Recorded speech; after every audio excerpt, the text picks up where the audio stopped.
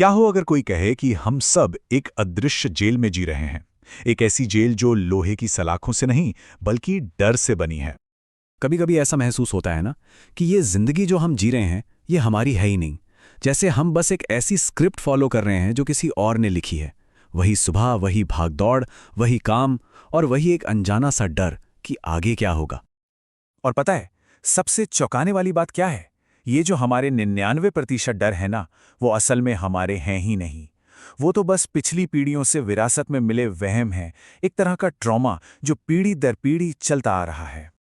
तो चलिए इस बात को गहराई से समझने के लिए एक बहुत ही मशहूर और सच कहूं तो थोड़ी डरावनी कहानी की तरफ चलते हैं। ये 5 बंदरों का प्रयोग सिर्फ एक साइंटिफिक एक्सपेरिमेंट नहीं है, ये हमारे ही जीवन का आईना है। तो सीन कुछ ऐसा है। सोचिए, एक बड़ा सा पिंजरा है जिसके अंदर 5 बंदर हैं। पिंजरे के बीचों बीच एक सीढ़ी रखी है और उसके ऊपर लटक रहे हैं एकदम ताजे पके हुए केले। अब जाहिर है बंदरों को भूख लगती है। उनमें से एक बंदर हिम्मत करके केलों तक पहुंचने के लिए सीढ़ी पर चढ़ना शुरू करता है। लेकिन जैसे ही वो केलों को छूने वाला होता है, जोर से सभी बंदरों पर बर्फीले ठंडे पानी की बौछार होती है। सबके सब कांप जाते हैं। थोड़ी देर बाद एक और बंदर कोशिश करता है। नतीजा फिर वही ठंडा पानी, वही चीखें, वही खौफ। बस अब उस पिंजरे का एक अनकहा नियम बन चुका था। सीढ़ी चढ़ोगे तो सजा मिलेगी, दर्द मिलेगा। अब आता है कहानी में असली ट्विस्ट। वैज्ञानिक एक पुराने बंदर को पिंजरे से निकालते हैं और उसकी जगह एक बिल्कुल नया बंदर अंदर डाल देते हैं। इस नए बंदर को ठंडे पानी के बारे में कुछ नहीं पता। वो केले देखता है और ललचाकर सीढ़ी चढ़ने लगता है। लेकिन इससे पहले कि पानी बरसे, बाकी के 4 बंदर उस पर टूट पड़ते हैं और उसे बुरी तरह पीटकर नीचे खींच लेते हैं। और ये सिलसिला चलता रहता है। एक एक करके सारे पुराने बंदर बदल दिए जाते हैं। अब पिंजरे में 5 बिल्कुल नए बंदर हैं। इनमें से किसी ने भी उस ठंडे पानी के दर्द को महसूस नहीं किया है।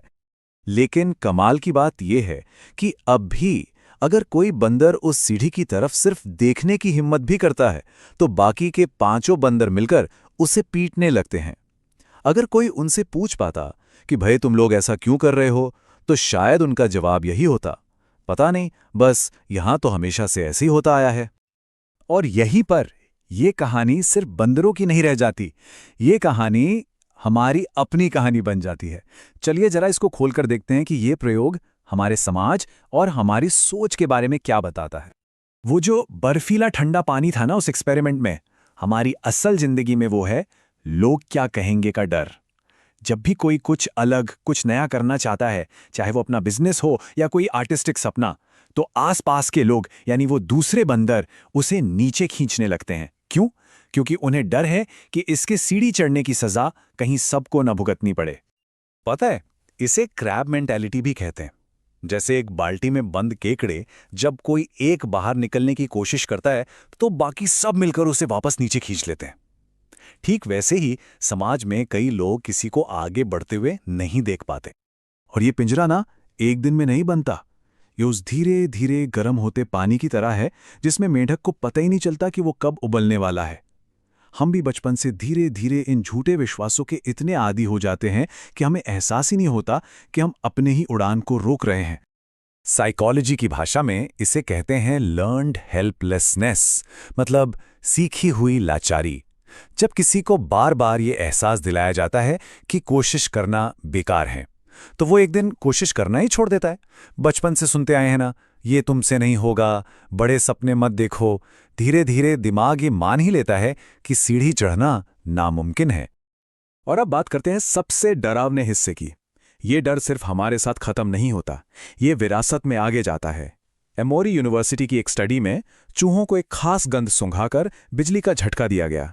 हैरानी की बात यह थी कि उनके बच्चों और यहां तक कि पोतों में भी बिना झटका महसूस किए उसी गंध को लेकर डर पैदा हो गया।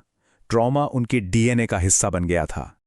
तो सवाल ये उठता है कि आखिर ये झुंड, ये समाज इन बेबुनियाद नियमों को इतनी सख्ती से लागू करता ही क्यों है? इसके पीछे एक बहुत गहरी फिलॉसफी छुपी है। महान फिलॉसफर फ्रेडरिक नीत्शे ने 2 तरह की सोच के बारे में बताया था, मास्टर और स्लेव मोरालिटी। जो बंदर चुपचाप नीचे बैठे हैं और दूसरों को पीट रहे हैं, वो स्लेव मोरालिटी से जी रहे हैं। उनकी दुनिया डर, सुरक्षा और नियमों को मानने पर टिकी है।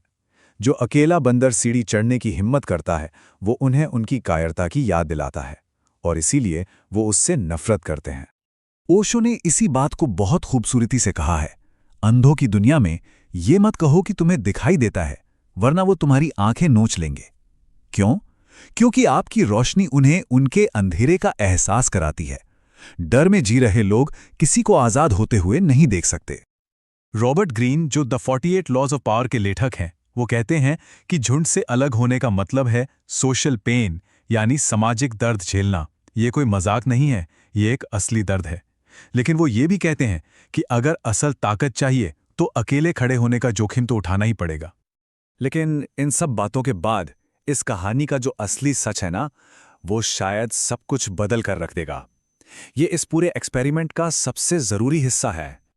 सच तो ये था कि जब वो 5 नए बंदर पिंजरे में थे, तब वहां कोई वैज्ञानिक था ही नहीं। कोई ठंडे पानी का पाइप नहीं था, कोई सजा नहीं थी, कुछ भी नहीं। सजा का डर सिर्फ एक भूत था, एक वहम था जिसे बंदरों ने खुद जिंदा रखा हुआ था। और यही, बिल्कुल यही, आज हमारी जिंदगी में हो रहा है।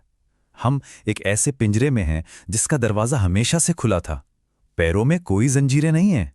जंजीरें तो सिर्फ हमारे दिमाग में हैं। तो अब हमारे सामने सिर्फ 2 रास्ते बचते हैं।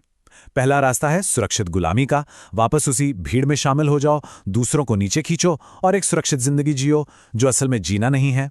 या फिर दूसरा रास्ता, जोखिम भरी आजादी का। हिम्मत करो, सीढ़ी पर चढ़ो, भीड़ से मार खाओ, लेकिन सच्चाई को खुद जाकर देखो। जिंदगी एक ही मिली है, ये किसी और के डर की अमानत नहीं है।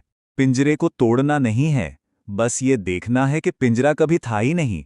क्या ये दिखाई दे रहा है?